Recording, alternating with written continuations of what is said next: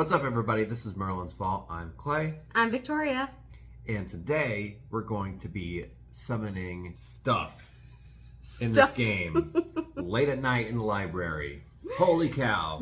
We are kittens. We are dang wizard kittens. It is way too late. We are trying to clean up the arcane messes in the library before the librarian gets back and before all heck breaks loose. Yes.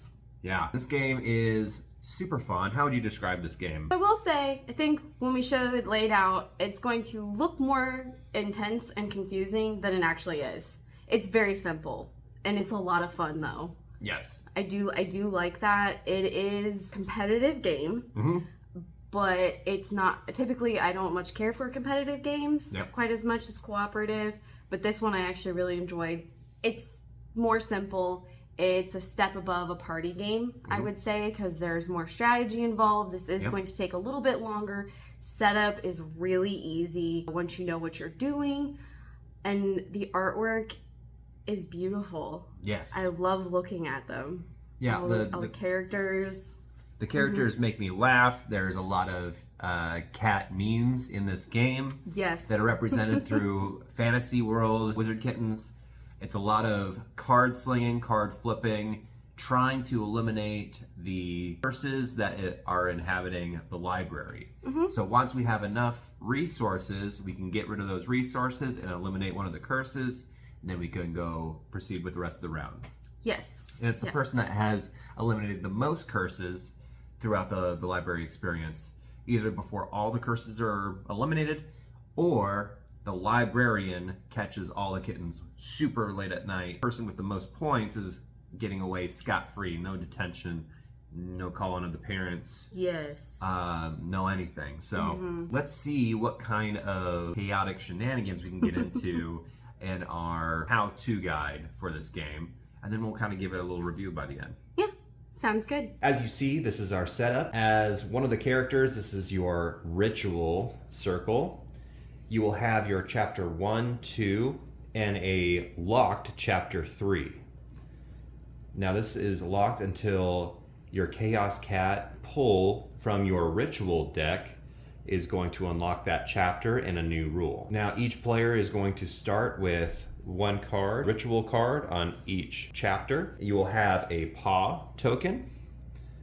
Grumpkin is one of the characters. Each character has 4 abilities that they can use on their basic side. Each character has a basic and more advanced side. The advanced side is after you play it a couple of times. He's got 4 abilities. One is summon, where you can draw an additional ritual card. You can sling, send one of your ritual cards to another ritual circle and let them deal with that. You can swat, discard 2 cards of your choice, or switch. Swap the locations of any ritual cards of your choice. And this will make sense once we have our curses. We have our chapter 1, 2, and a locked chapter 3, same as the character's ritual circle. We will begin by putting a curse card on each chapter. We have the balloon curse, and we have our breadhead curse. Now, we have our teal color, which signifies easy curse, to a medium curse, and our red being a more difficult curse. For an example, for balloon curse, we have our artifact, familiar, and potion rituals that we're going to need on our chapter 1 in order to defeat that curse and take those points. For right now, I only have a potion. When it comes to my turn, what I'm going to do is draw 1 ritual card. I've drawn the artifact, so I go great. I can either put that in our chapter 1 or 2. I'm going to go for our teal balloon curse there and put this right in my ritual circle on chapter 1. Now, once I have a familiar card in chapter 1, I can go ahead and defeat that curse. We have a few options here. We have our summon. We can draw an additional card. We can switch, we can swap, or we can sling. We can send one of the cards that we don't need to another player. I could sling and send one of my cards to another player, but I'm not going to since I need all these cards. I am going to put my icon on summon so I can draw an additional card.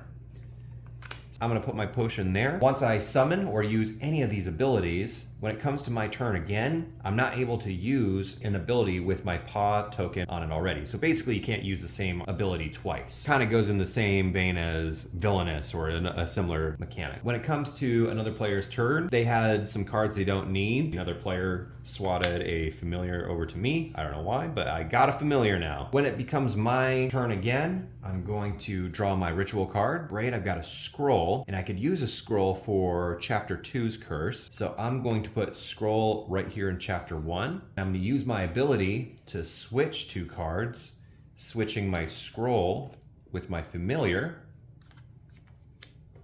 And then I can end this curse by using all 3 ritual cards as noted on our curse card.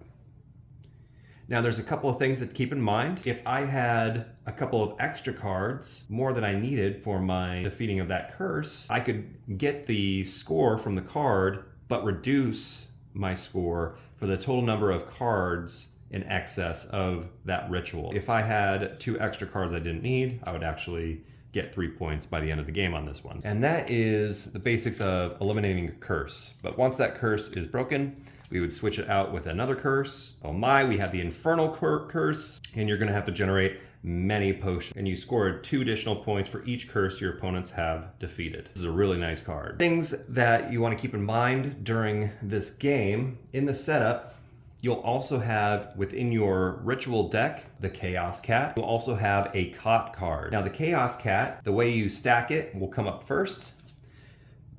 The Chaos Cat, once you flip that over, it will unlock Chapter 3 on both each ritual circle for each player, plus the Chapter 3 for the curses. And you will reveal a new curse for that chapter. Once you pull a Chaos Cat, the players will also get a new rule. When a curse is defeated, each kitten may move 1 card in their ritual circle to any chapter in their circle. It changes the mechanics of the gameplay and the dynamics within your player group. At the end of the game, if you defeat all the curses, which a total of 6 for your first game, spread along 3 chapters, or if you pull the Cot card, the game is over. This is the librarian asks, what the heck are you doing in the library? It's a school night. Get to your dorms, you see me next morning, however you want to say it, ends the game completely. This card comes out, it's basically Buzz Killington, but the way the deck is stacked, it's towards the bottom third of the cards. There are a couple of things that also alter the score towards the end.